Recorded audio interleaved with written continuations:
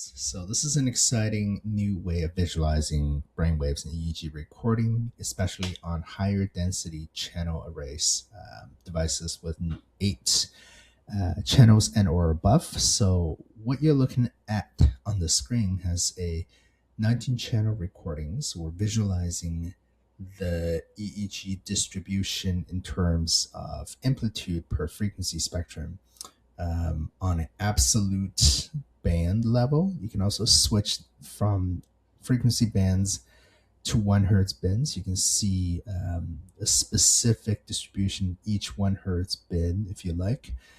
There are two modes of utilizing this feature. One is called absolute. So this just means you're taking the band power, the absolute band power, mapping that onto spatial locations of where each and every one of your 19 channels are. You can see that here in raw absolute power value, which is microvolts square. And there's also relative mode where you can take a look at the percentage of distribution on each power band based on frequency or 1 hertz bin. So this just basically compares each location to all of its neighbors. As you can see, we have a 19 channel recording here done with the Dragon device, the BrainBit 19 channel EEG dry device. That is pretty good, one of my favorite.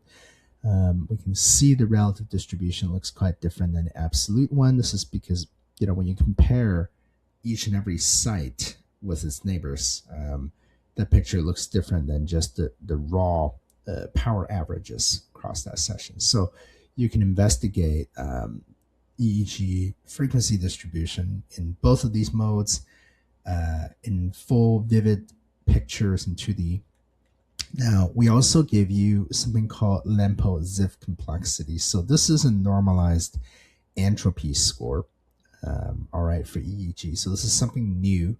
No other system really has this. So entropy is an important indicator for cognitive processing in certain areas. When you look at higher entropy, that typically means those areas are engaged in more complex processing. So you can understand entropy as this sort of predictor of regularity and patterns of signals. So the lower the entropy, the less alert or engaged your part of your brain is. So you can see that this left parietal area is in the low entropy mode, hovering around 0.5, which is average or normal.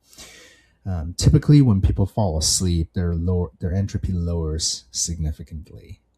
When they're engaged in highly complex processing, entropy usually increases, or visualization or high complexity cognitive tasks or associative patterns, right?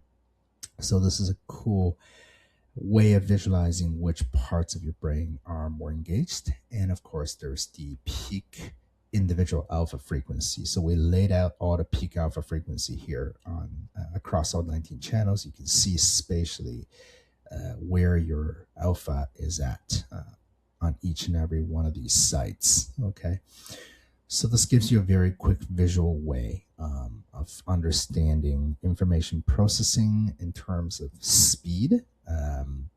You can see that for some reason my right parietal is a little bit lower than the rest. The rest of them are hovering around 11.5 to 12 hertz range. So last but not least, we have also given you a 3D brain model, which is pretty cool. You can spin this guy around.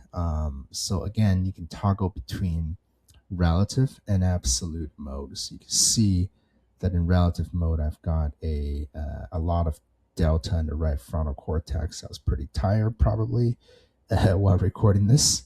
That seems normal for my life. And then theta, not a lot of theta in the front. That's probably good. More theta coming from medial parietal. Toggle between absolute and relative. So you can also orient the brain a certain way. Here's the right view and the left view, and you can toggle between different frequency bands, of course. So yeah.